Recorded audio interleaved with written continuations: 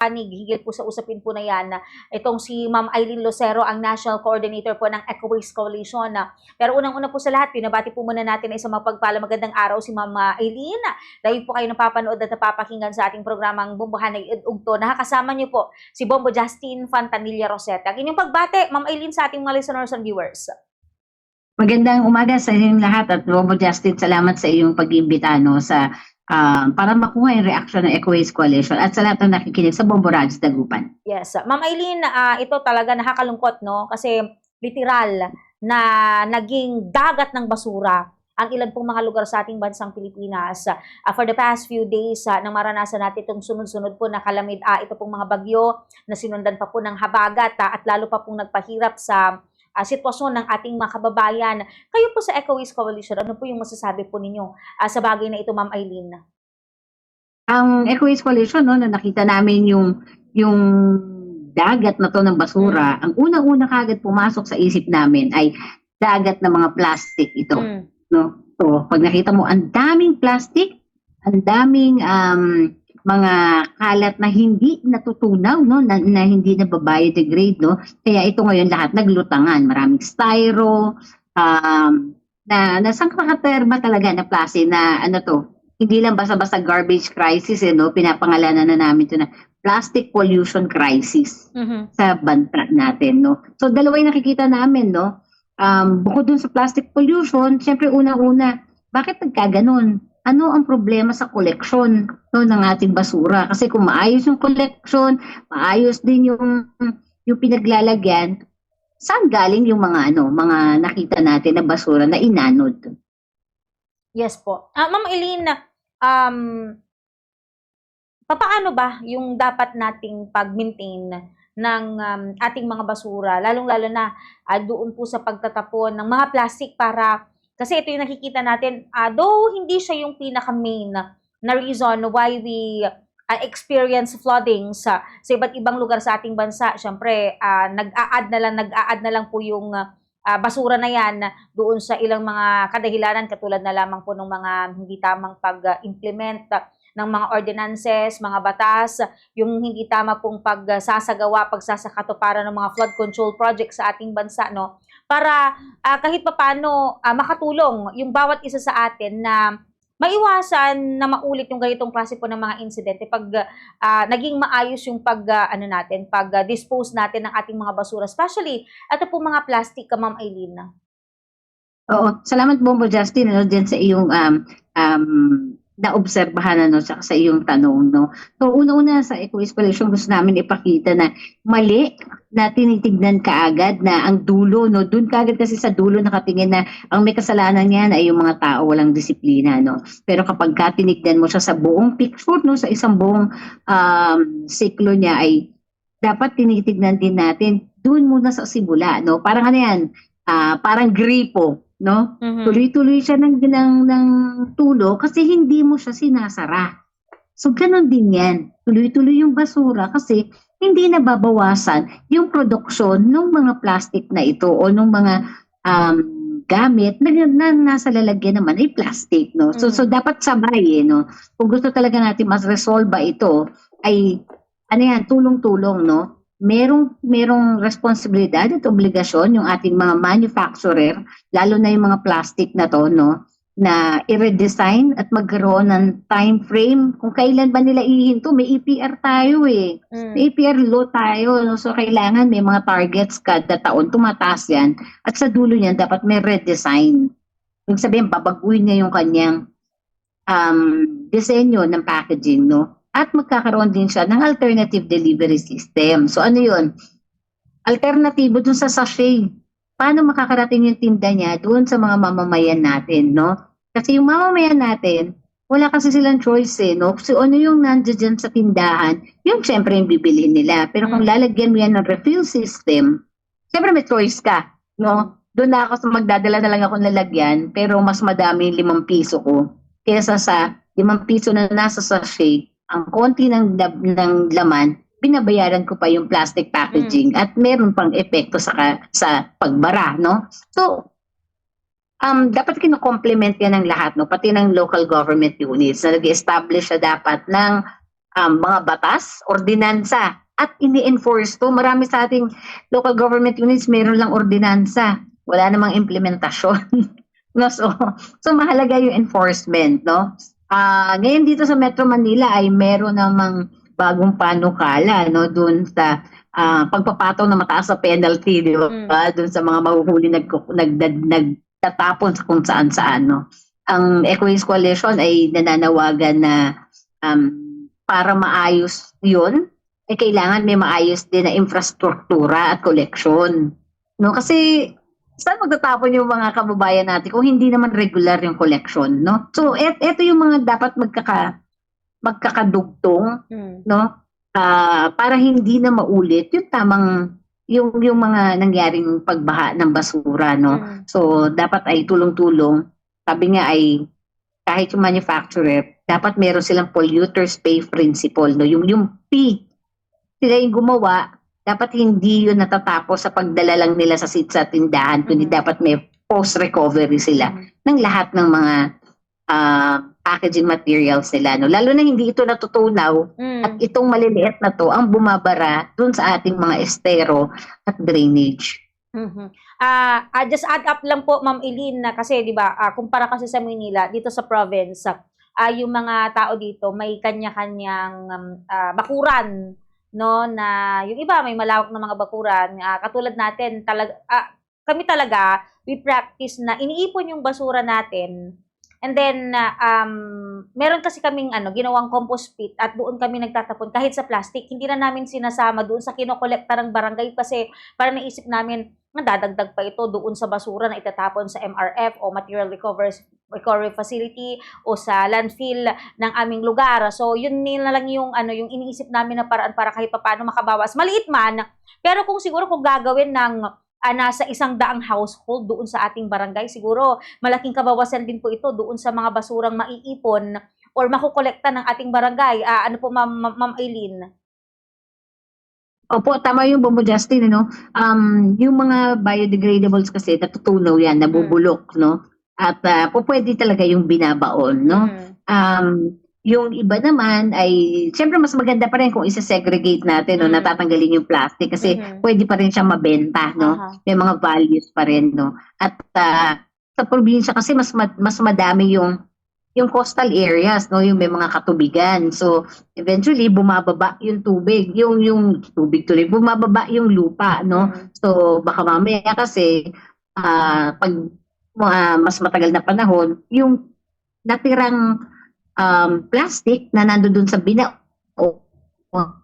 yung mapunta na naman sa katubigan, no. Kaya maganda pa rin talaga na i-segregate sana, no. Pero tama yun, yung mga kitchen waste na ang dami, 60% ng mga basura natin, kitchen waste, no? At malaking tulong sa mga kabahayan, lalo na kung gagawin nyo po na i-compose nyo yung inyong mga kitchen waste. Yung mga dito sa Metro Manila na wala namang malalaking lugar, ay pwede naman po yung gawin sa paso. Meron din mga bokashi, no? So, ito yung konting kontribusyon pero malaki talaga yung maitutulong para mabawasan yung basura. Yes, Ma'am Eileen, meron ba kayong lugar dito sa ating bansang Pilipinas na nakikita ninyong maganda yung pag-handle po nila ng kanilang basura na pwedeng maging good practice na pwedeng tularan ng ibang mga lugar na kapag yan naging maipatupad sa maraming mga places sa Pilipinas, malaki yung mababawas sa waste disposal po natin, Ma'am Eileen? Opo, marami pong mga lugar na makikita tayo, no? Halimbawa, dyan sa norte, yung Baguio City, marami pong efforts ang Baguio City para babawasan yung basura, no? Pati yung pagkolekta ng mga used cooking oils at electronic waste at kinokolekta na nila, no? So marami, no, na mga pwedeng gayahin, no? Halimbawa yung mga ordinansa nila on plastics, yung ordinansa nila na segregation at saka schedule collection ay po pwede nating gayahin, no? Pero syempre, kailangan nating bawat lugar merong kanya-kanyang sabi nga challenges at saka kanya-kanyang gaano karami yung mga basura, no? At anong klase yung basura, no? Kaya kailangan i-akma to, no? Sabi nga ay walang one size fits all kapag dating sa pagsolusyon sa basura. Pero yung mga nabanggit nga natin ng Baguio City, pwede nating gayahin at i-pattern yung mga ordinansa na yun at paano nila ginagawa. Total, malapit yun dyan sa inyong area. Yes po. Minsan kasi Ma'am Eileen ang nakakalungkot, may mga magagandang ordinansa, mga batas na ipinatutok na binuo, ginawa sa isang lugar, but then doon na nagkakatalo sa implementation. Kaya minsan, gaano man kaganda yung mga ordinansa na yan, pero kung hindi tama yung pagpapatupad, useless lang din. Ano po, Ma'am Eileen? Tama po. Tama yung Bombo Justin. At ang isang halimbawa niyan ay yung RA 9003. Napakaganda na batas. Ang ating solid waste na batas. Pero iba-iba yung implementasyon at pagkakaintindi ng mga local government units at kahit yung ating mga national government units. Ang isang sample lang yan ay yung dapat yung residual waste na dapat ay yun lamang dapat yung kinukolekta ng LGU at dinadala sa landfill, no? Pero tignan mo yung implementasyon, lahat dinadala sa landfill. Kaya napupuno na yung landfill natin. Ma'am Eileen, ano pong reaction po ninyo dito? Kasi ang Pangulong Ferdinand Bongbong Marcos Jr. isinusulong yung pag-develop po ng mga facility para makagawa ng enerhiya mula po sa ating mga basura. Ang una, ang Eco-Waste Coalition ay mariing tinututulan ang pagkakaroon ng waste to energy facility. Ito yung incineration. Ibig sabihin nun, nagsusunog, no? Totoo na meron kang basura, nakikita mo dyan. Pero kapag kaya ay dilagay sa incineration, sinunog, ay sa ibang forma naman ngayon siya ng pollution. Ano yun? Air pollution na. No? So, toxic yun, no? Halimbawa, isang sample lang. Doon sa ordinaryong basura, pagka merong plastic, kadalasan yung mga kababayan natin, sinusunog yun. Naaamoy natin yan, di ba? Pag naamoy mo yun, di ba, ang sakit kagad sa dibdib. Kasi amoy plastic, amoy chemical. So, ilang hundreds na dami nun ang susunugin sa waste to energy incineration.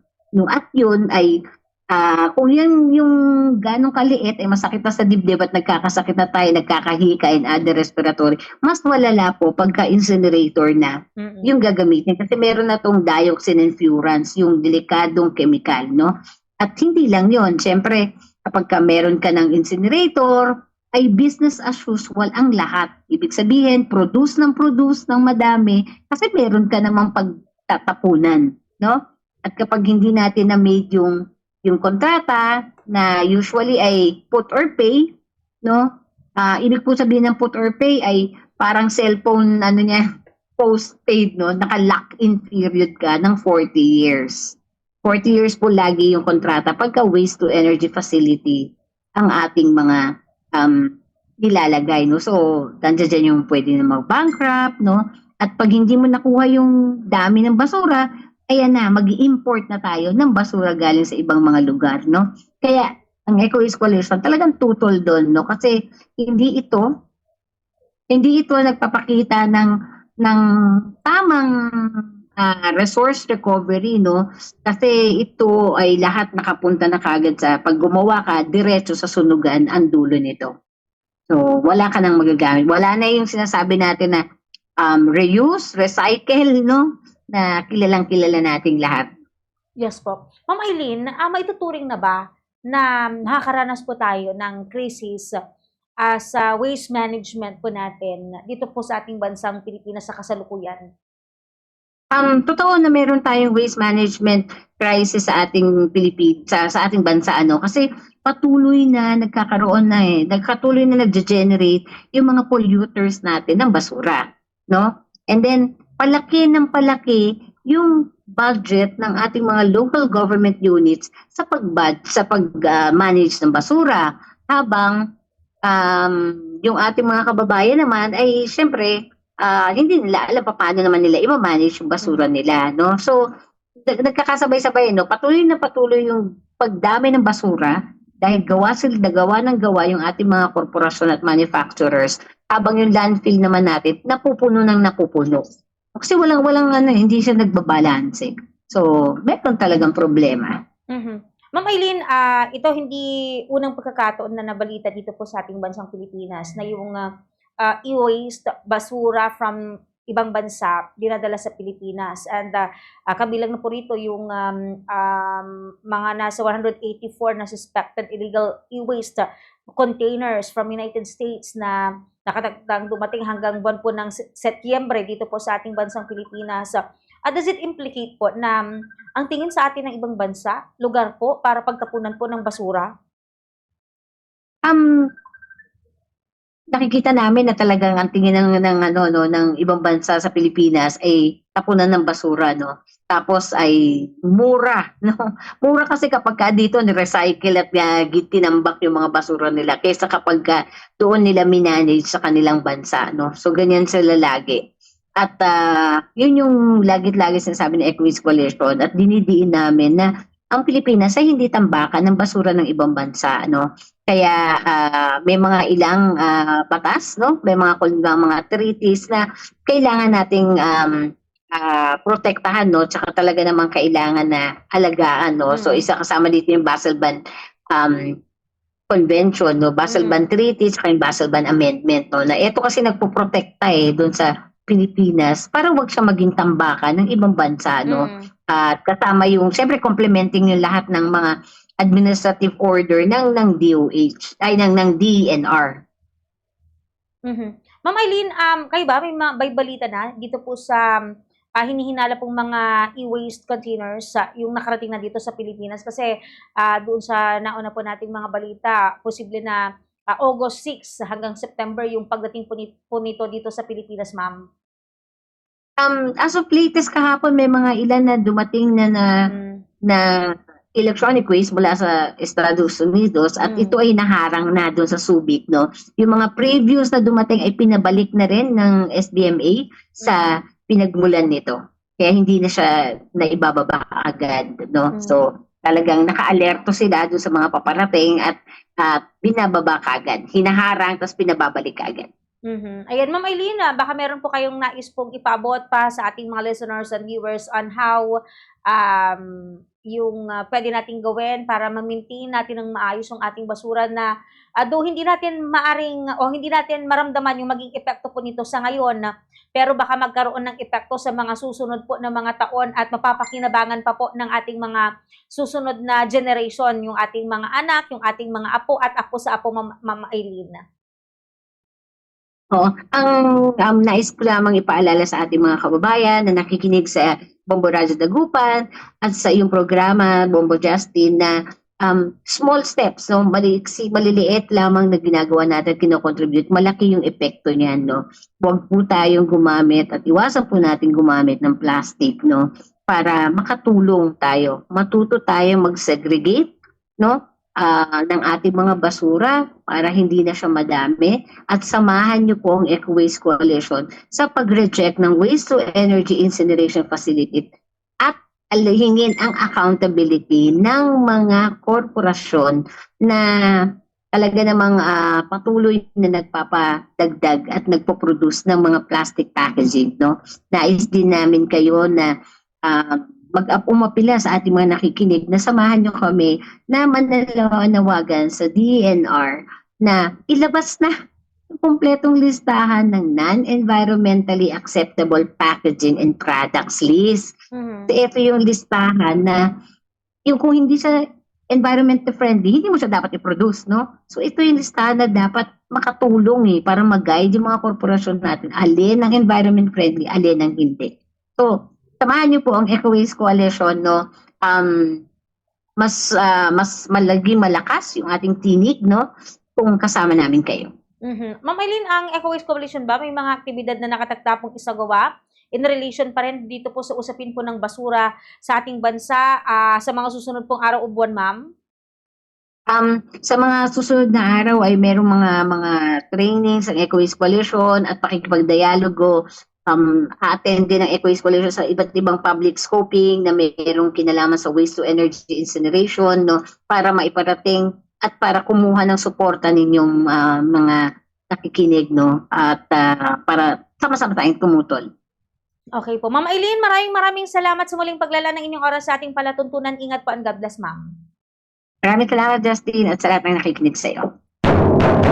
Oras po natin, mga